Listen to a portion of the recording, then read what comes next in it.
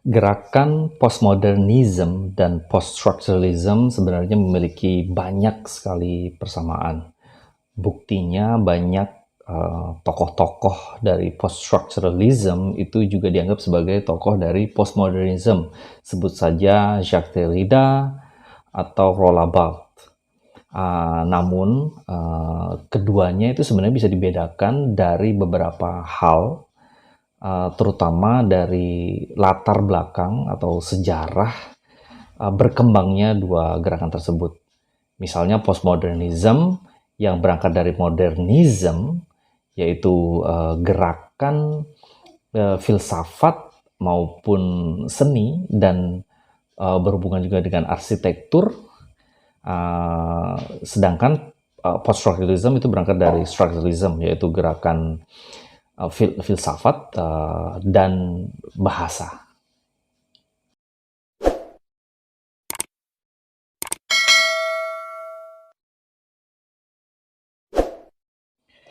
Okay, everybody, welcome back to my channel. Today, so I'm going to share a little, just on the surface, jadi hanya di permukaan saja gitu ya, sedikit saja mengenai teori postmodernisme atau postmodernism. Dan kali ini saya fokus ke teorinya Jean-François Lyotard gitu ya. Yang punya beberapa konsep yang terkenal, salah satunya adalah metanaratif, kemudian juga ada juga deferon, ya, deferan, gitu ya. Nanti kita akan bahas, gitu. Nah, untuk membahas mengenai postmodernismnya versi Jean-François Lyotard ini, tentu saja kita harus membahas dahulu apa itu postmodernism sebenarnya. Jadi seperti pada bagian awal video ini, pada introduction, itu sebenarnya memang kadang sulit juga untuk memahami perbedaan antara post-structuralism dan postmodernism. Karena dua-duanya itu dua-duanya itu mempunyai konsep yang serupa, di mana merupakan continuation atau kritik dari teori sebelumnya. Yang satu adalah modernism, yang satu adalah structuralism. Bedanya adalah bahwa modernism ini berangkat dari modernism. Modernism itu adalah gerakan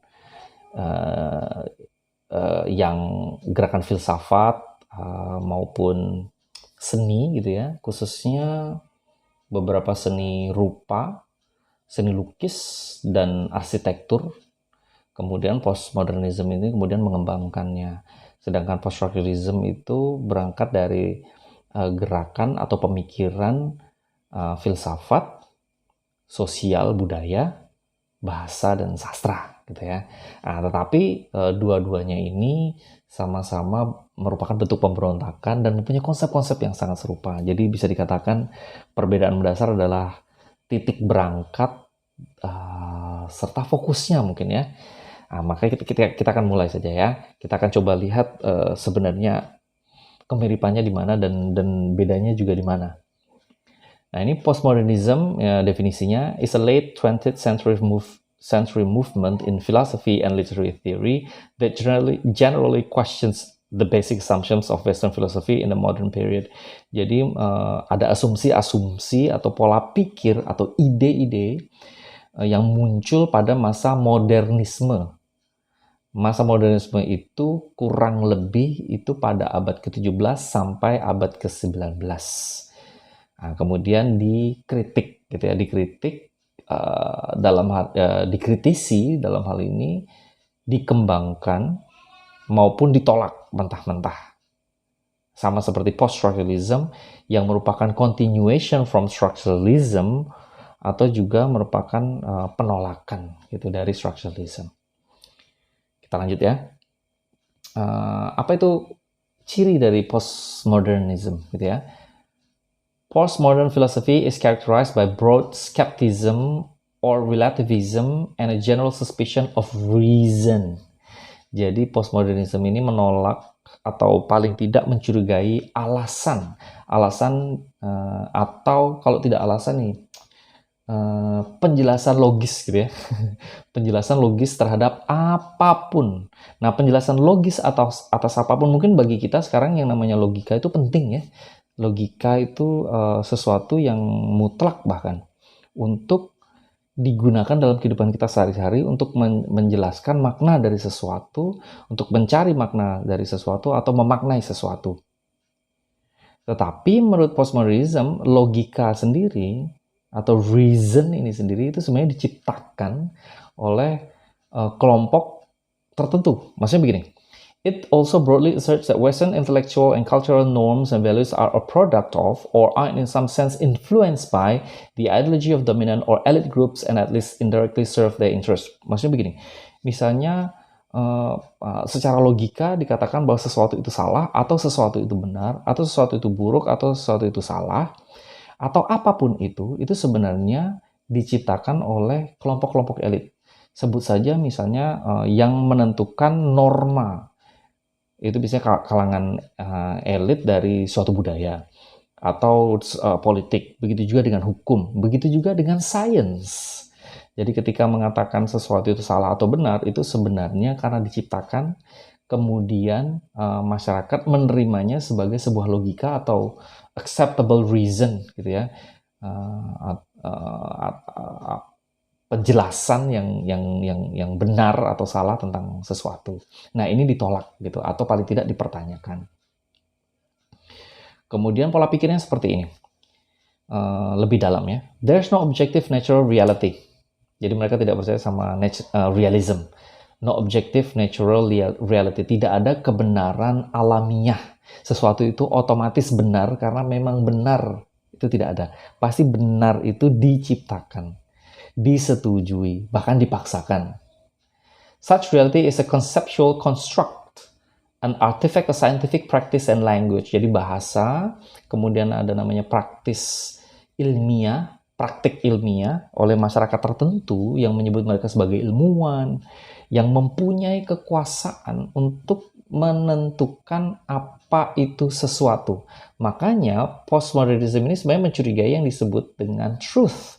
Tidak ada sebenarnya yang namanya kebenaran. No such thing as human nature, all completely socially determined. Tidak ada yang namanya human nature. Seseorang disebut baik, seseorang disebut jujur, itu definisinya itu didesain oleh orang-orang tertentu itu tadi yang memiliki kekuasaan tertinggi gitu ya. Makanya sebenarnya agak keluar konteks ya. Sebenarnya postmodernism ini juga diciptakan atau diajukan oleh orang-orang atau tokoh-tokoh yang pada dasarnya berlatar belakang Marxisme gitu ya. Kemudian reason and logic provided by science and technology are not instruments of human progress. They are destructive and oppressive. Nah, jadi kita melihat bahwa perkembangan teknologi sekarang ini membantu manusia dalam banyak hal. Internet, kemudian alat-alat elektronik, alat-alat berteknologi tinggi, dan sebagainya. Tetapi itu sebenarnya bagi postmodernism itu adalah alat bukan untuk meningkatkan harkat dan martabat manusia, atau membantu perkembangan manusia, tetapi sebaliknya sebagai alat yang destruktif dan opresif yang menghancurkan dan menekan gitu ya. Reason and logic are also conceptual constructs which are valid within the established intellectual traditions they are used. Oke, jadi gini, meskipun sepertinya sulit diterima, tetapi konsepnya bagus ya. Misalnya seperti ini ya. Apakah kebenaran itu benar-benar ada, atau apakah kebenaran itu tidak ada? Karena kita selalu mengatakan bahwa kebenaran. Nah, menurut postmodernism, kebenaran itu sebenarnya tidak ada. Bukan berarti bahwa orang-orang postmodernis ini tidak menerima kebenaran, tetapi mengakui bahwa kebenaran itu diciptakan. Misalnya saja, paling gampang ya, misalnya semut itu masuk sebagai semut adalah binatang, adalah serangga gitu ya, insects gitu ya. Secara scientifically gitu ya, itu dijelaskan bahwa ini truth. Tapi sebenarnya tidak. Truth ini diciptakan oleh orang-orang yang menyebut diri mereka sebagai ilmuwan. Nah, ilmuwan inilah yang menentukan mana yang ini, mana yang itu, mana yang ini, mana yang itu. Itu terjadi pada semua hal. Belum lagi kalau masuk ke dalam ranah misalnya agama, kepercayaan, budaya, kebiasaan dan sebagainya. Semuanya itu tidak ada yang namanya kebenaran, tidak ada yang sifatnya alami. Bahkan hal yang paling jelas sekalipun, misalnya seseorang disebut tinggi, seseorang disebut pendek gitu ya. Nah, tinggi itu apa? Masyarakat yang menentukan tinggi itu seperti apa. Itu bukan otomatis orang ini tinggi, tapi karena kita yang melabeli diri orang ini sebagai tinggi. Kurang lebih seperti itu ya. Bagian ketiga adalah language is semantically self-contained or self-referential. The meaning is not static, but rather a range of contrast and differences with meaning with other words. Nah, dari sinilah ketemu dengan post-structuralism atau deconstruction, bahwa bahasa itu yang paling tidak bisa dipercaya. Ketika seorang mengatakan bahwa sesuatu itu kursi, itu bukan karena benda itu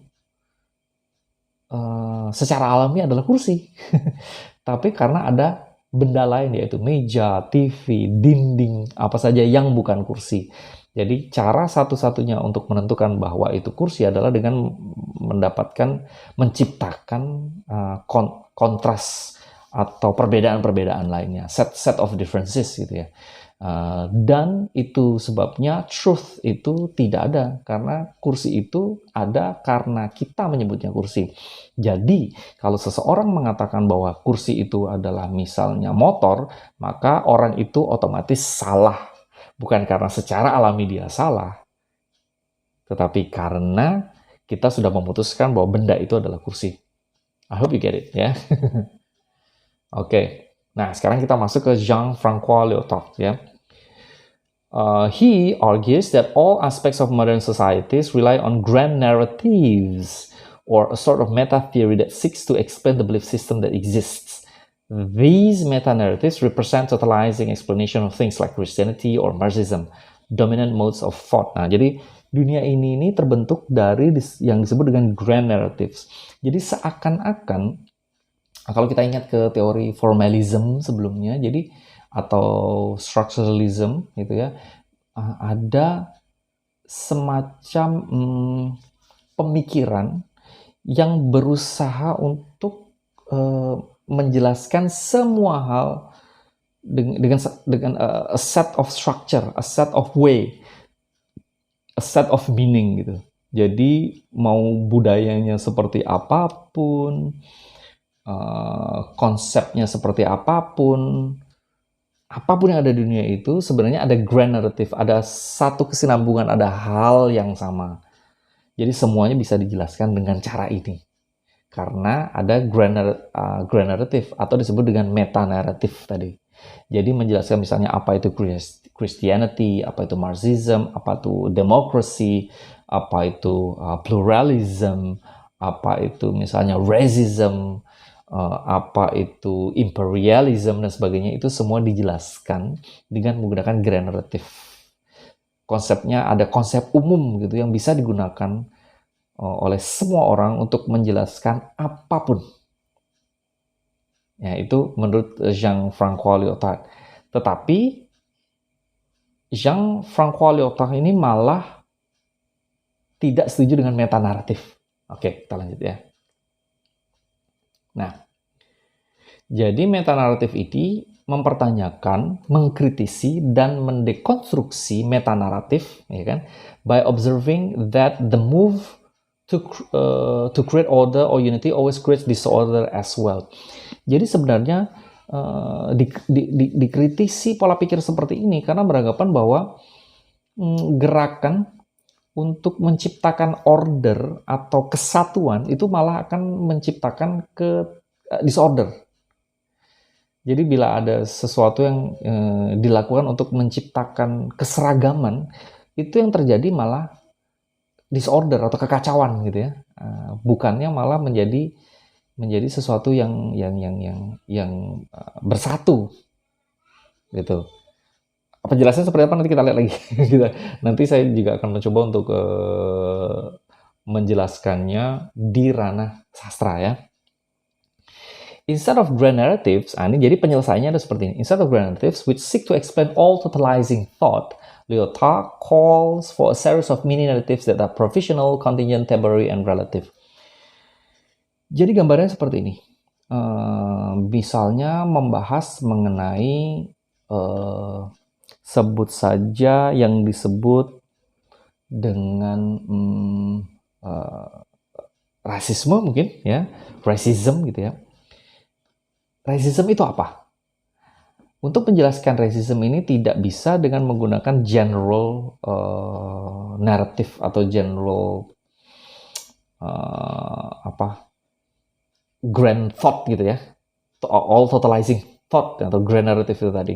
Tapi dengan melihat konteks konsep baik berupa latar belakang budaya ataupun waktu yang temporary dan sebagainya. Lebih jauh lagi kalau kita ingat kembali Michel Foucault yang menjelaskan bahwa kegilaan itu adalah bentukan dari masyarakat. Jadi dulu disebut gila, sekarang tidak disebut gila, sekarang disebut gila, mungkin di masa depan tidak disebut gila. Contohnya saja misalnya penyimpangan seksual, homoseksualisme gitu ya. Dulu homoseksualisme itu dianggap penyimpangan seksual. Berarti homoseksualisme ini didefinisikan, dimaknakan oleh grand narrative sebagai penyimpangan seksual. Tetapi kemudian di masa depan, zaman sekarang misalnya homoseksualisme itu sudah mulai dihilangkan di berbagai macam buku teori psikologi dunia. Terutama di dunia barat, salah satu contohnya adalah Amerika Serikat yang tidak menempatkan homoseksualisme itu sebagai penyimpangan seksual lagi. Berarti paling tidak di sini ada penggoyahan pemaknaan, ya kan? Yang professional, contingent, temporary, and relative. Jadi relatif. Maka gampang, saya coba letakkan ke karya sastra langsung ya.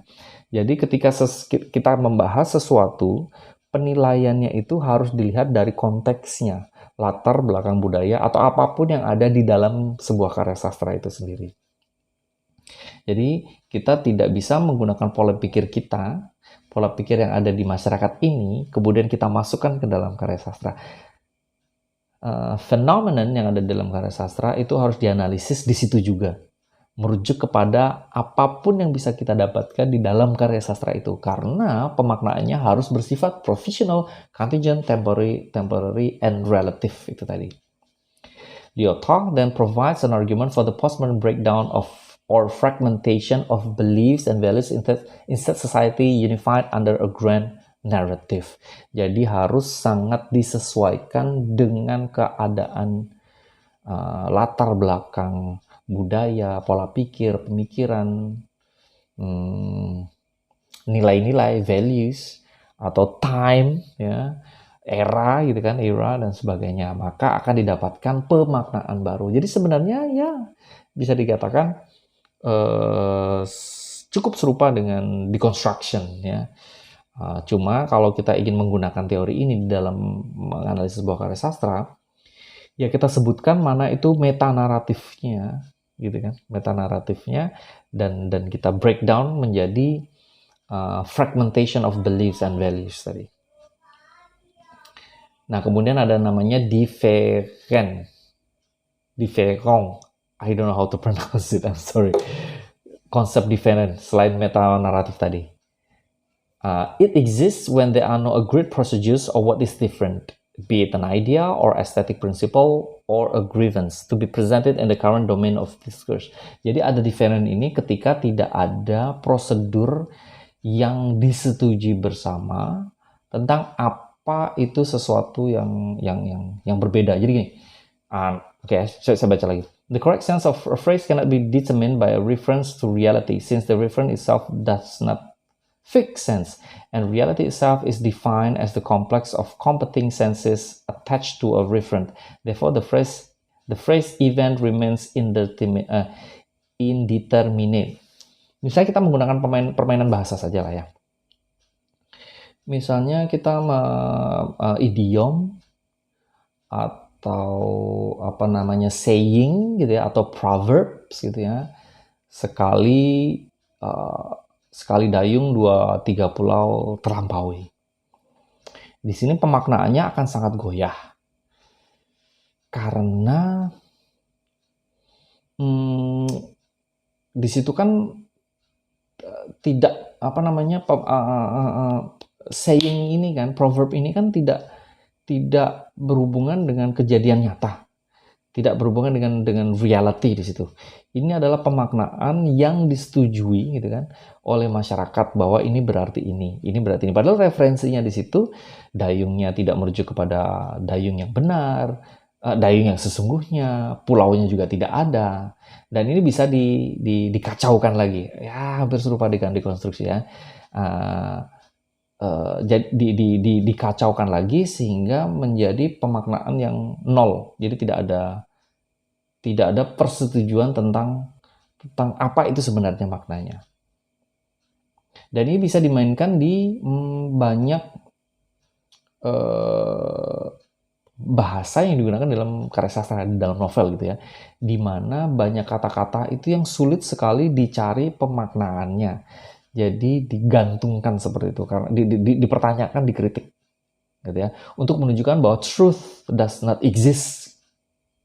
Ya, truth does not exist. Jadi nggak ada yang disebut dengan kebenaran itu dengan permainan kata-kata. Saya sebenarnya juga pengen menjelaskan ini lebih lanjut ya, lebih banyak. Tapi seperti yang saya katakan di awal video bahwa on the surface saja ya. Nanti kalau ada apa-apa silahkan tanya di komen atau hubungi saya di sosial media yang dimana saya aktif di Instagram gitu ya. Begitu ya. Oke, nah sekarang ini kita, meskipun tadi sudah saya jelaskan, sekarang kita lihat mendetail tentang aplikasinya di karya sastra. Supaya postmodernism ini tidak lari ke teori filsafat atau politik atau seni, gitu ya, tapi merujuk ke sastra. Like other critical theories, postmodernism also seeks to understand the associations that exist within a work of literature and its relationship with the world it represents.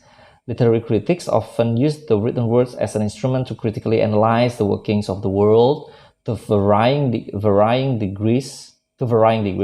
Postmodern literary theory is more inclined to see associations with the work and certain aspects of culture, such as meaning, subjectivity, and individual experience. Nah, jadi ketika kita membaca sebuah karya sastra misalnya, di situ tidak dicari general narratifnya atau kebenaran umum, tetapi pemaknaan sebuah karya sastra, apapun yang kita ingin dapatkan di sana, itu harus sangat-sangat subjektif. Harus berhubungan secara individual, personal, gitu ya, pada kita sebagai pembaca, beserta interpretasinya, atau apapun yang kita dapatkan di dalam karya sastra itu sendiri. Apakah latar belakang budayanya, apakah latar belakang politik, atau apakah ada kejadian-kejadian tertentu yang abstrak, tidak jelas, nyeleneh, dan sebagainya yang ada di dalam karya sastra. Jadi karya sastra itu tidak otomatis bisa dihubungkan dengan kehidupan manusia. Meskipun harus ada asosiasinya, memang ada hubungannya, tetapi kita bebas untuk menentukan maknanya, tentu saja dengan evidence yang kuat, gitu ya. Maka di situ akan caranya adalah mencari literary devices. Kalau di structuralism atau formalism kita mengenal intrinsic elements such as characterization, characters, setting, plot, and so on.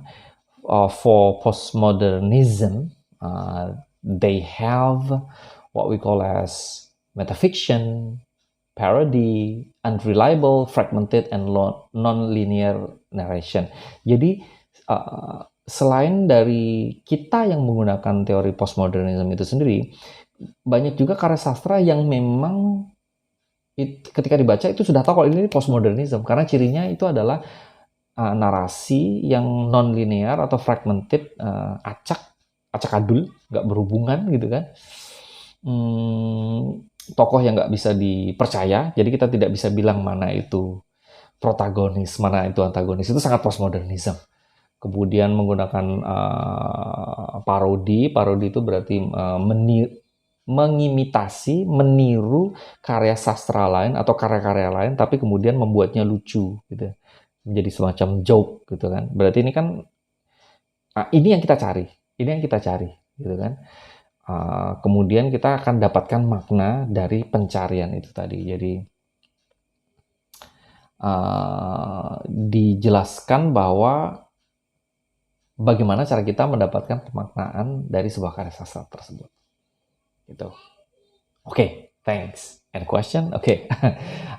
Jadi memang agak sulit untuk menjelaskan secara mendetail mengenai teori postmodernism ini, apalagi secara praktis seperti apa, secara praktek seperti apa, belum lagi bagaimana membedakannya dengan post-structuralism, dan yang terakhir adalah ciri-cirinya, konsep-konsepnya, dan para expert di bidang postmodernism ini. Tetapi paling tidak saya berharap video ini bisa membantu mendapatkan not general narrative ya, general understanding tentang konsep dasar dari teori postmodernism yang memang sekali lagi cukup bersinggungan dengan post-structuralism.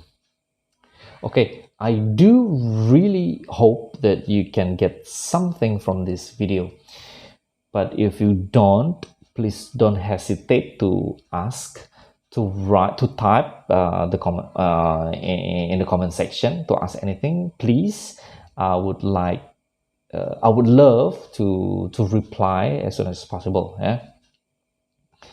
Dan jangan lupa, tentu saja kabarkan ke teman-teman yang lain untuk menonton video-video saya, dan dukung selalu dengan subscribe dan juga like. Okay, so thank you very much for your attention and appreciation. See you next time. Take care.